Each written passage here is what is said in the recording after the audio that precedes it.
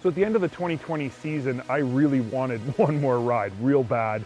Home wasn't rideable, so we put together a trip up to the Algoma district to Northern Ontario, where riding lasts for like a month longer than everywhere else. When Luke brought up the idea of me coming along on this trip and put on big miles, 400 plus in a couple of days, I was really, really excited. The plan was to leave from Sault Ste. Marie, ride to Halfway Haven, and then to Wawa on the first day, and then day 2 was going to be a nice easy one from Wawa to Bieberville. So it was a pretty big trip to do in 2 days.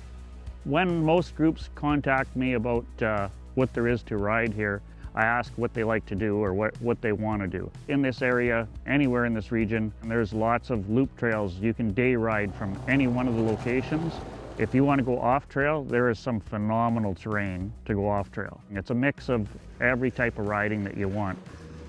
The trails when you immediately leave Sault Ste. Marie are pretty tight, they're twisty, they are impeccably maintained and groomed perfectly, but they're more bush type trails that are tighter. However, once you get to Searchmont, and then you continue towards Halfway Haven from Searchmont, that's where things change. That's where you get on the hydro line for some fast, straighter sections, and then they cut straight over into the trees for like a tight tree section again. And rolling hills, tons of scenic views, and then some twisty sections to keep you on your toes. So you're getting a mix of 2 great different trails, essentially.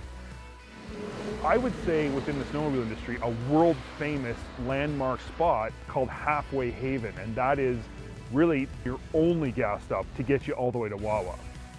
I couldn't believe that this building really existed way back in here. Without it, that trail, all 3 trails would be closed to each one of them destinations. The name is accurate. It's a haven for snowmobilers in the middle of flipping nowhere. Because of the distance between the 2 locations or 3 locations, we need fuel for our groomers and people need fuel for their sled. Everybody uses it as a fuel stop and a lunch stop. The ride from Halfway Haven to Wawa is actually shorter, but the great part about it is that the trails are equally as good as the ride from Searchmont to Halfway Haven. So you've got the same hydro line, got those same wide open trails with tons of like ups and downs. And again, trails that are impeccably maintained. It's the right word. Impeccably is the right word for this. They are perfect the whole way from Halfway Haven until you get right into Wawa.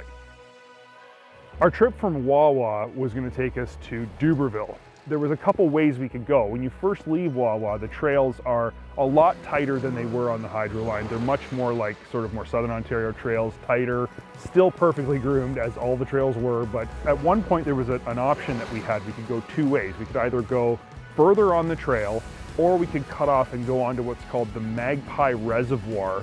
It's a hydroelectric reservoir. It's 17 miles. It makes the ride a lot shorter, but you're riding the ice for 17 miles. So it's what people like and what people don't like. Bieberville's a pretty small place. It's a typical Northern Ontario town, but what it does have is all the amenities that you could possibly need as a snowmobiler. The conditions up north are fantastic, and anybody wanting to ride late into the season and extend their riding season, they have to head up north. It's a no-brainer as far as I'm concerned.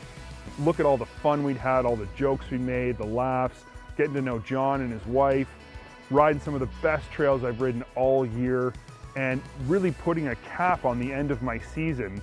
Let's say putting a crown on the end of my season. I mean, this was the best ride.